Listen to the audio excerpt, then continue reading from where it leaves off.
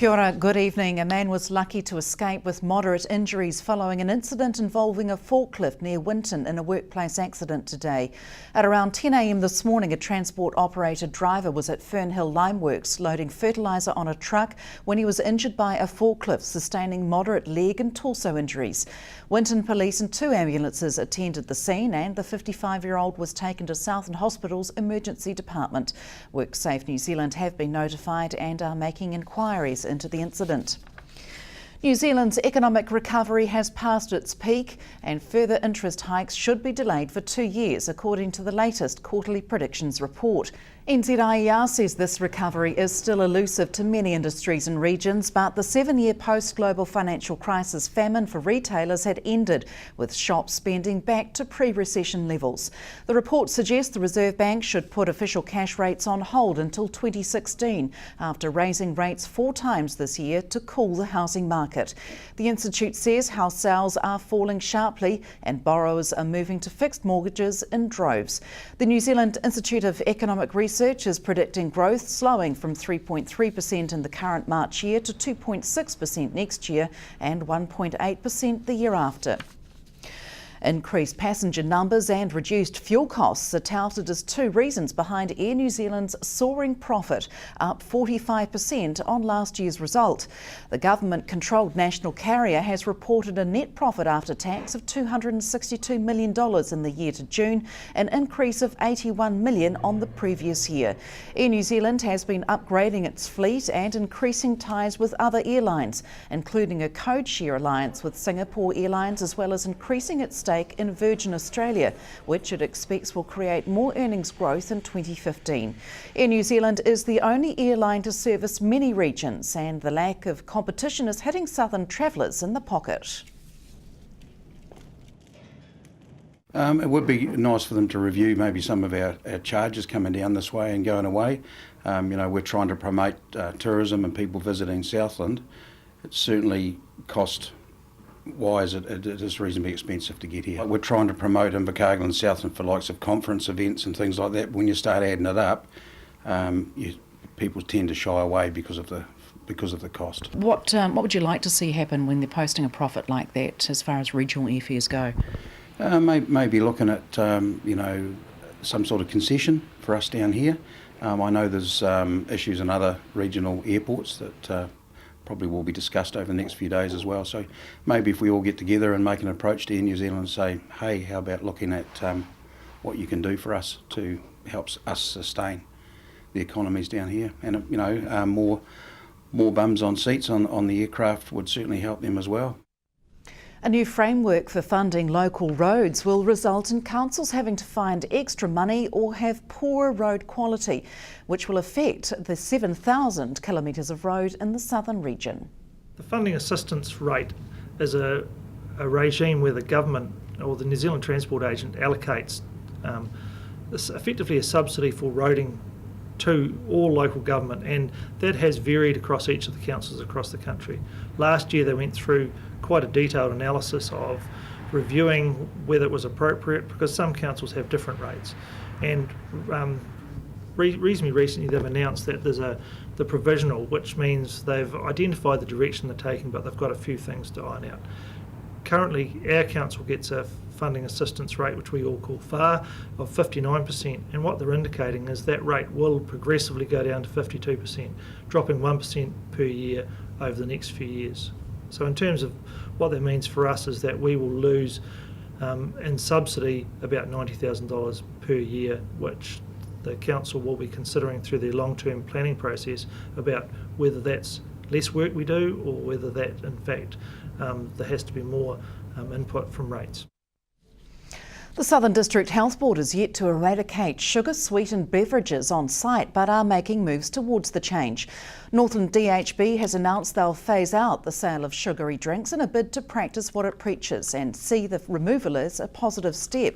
Southern DHB said today they support promotion of healthy options for food and drink, and the DHB is in the early stages of developing a position it would like to take in the future, with the outcome expected later in 2014. Stay with us. After the break, we look at a new device to detect virus infections, and wheels were spinning in a bid to raise funds for Daffodil Day.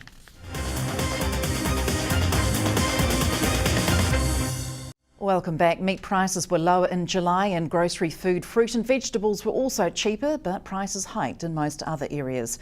Fruit and vegetable prices fell 5.9% in the year to July, with vegetables down 7.5% and fruit down 3.4%. Avocados, lettuce, kumara and tomato prices were all down. Bananas bucked the price fall trend in the month of July, with prices rising 16% after 4 consecutive months of price falls. Breakfast cereals, processed meat, sauces and yogurt all contributed to a 0.7% fall in grocery food prices, with bread rising 2.6%. However, all other subgroups recorded increases, with restaurant meals and ready-to-eat food up 2.2%. Alcohol climbed 1.5%, along with rises in meat, poultry and fish over the past 12-month period. A revolutionary handheld device that detects suspected viruses or bacteria and infection levels was unveiled yesterday in Queenstown. The battery-operated device, dubbed Freedom 4, can be used on humans or animals, according to the team who created it from the University of Otago. This device enables anytime, anywhere diagnosis of viral infections, with potential use in border security, forensics or environmental monitoring.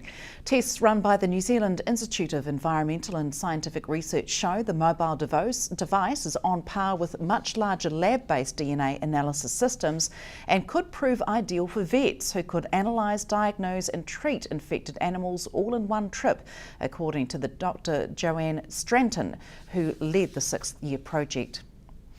Children from all over Southland and Otago are finding their roots this week as they participate in Southland's biggest Mirahiku Polyfest to date. Step into culture was the theme at Stadium Southland today, as hundreds of children embraced their culture and performed at Polyfest 2014. The 4-day event has seen its largest numbers to date and had Stadium Southland alive with people of all ages as friends and whānau came to support the kids. It's really exciting this year. We've got groups coming from Central Otago, South Otago, Southland, all the way down to Bluff, all the way out to the Riverton, Aparima area. Over 100 groups performing, so that's quite a mark-up on last year. Every year it seems to get bigger and bigger, and just very exciting. I think about 1,000 to 1,500 performers per day, and then you add on to that all their whānau and supporters, so we're getting quite a crowd through the door. The festival's numbers have increased every year, with more and more schools and early education centres becoming involved. I think Polyfest has grown every year in reputation, so people realise that it's okay to come and just have a go at performing Māori, Pasifika, song and dance, or any other culture. We've had people sing It's a Long Way to Tipperary, all sorts of songs, and so I think knowing that it's okay just to come and have a go, perform whatever's important to you, and people will really embrace that. And it's not just an increase in the number of kids getting involved in this year's festival, with 180 volunteers offering their support. People from a real wide range of backgrounds. We have school helpers, community people, just really well supported. We're so grateful to all our supporters. The excitement lasted long after the performances for some children who had spent weeks studying their different cultures. One of our teachers, when we do songs, sometimes he tells us what they mean and stuff, so we learn quite a lot about that. It's just really fun and you meet a lot of people.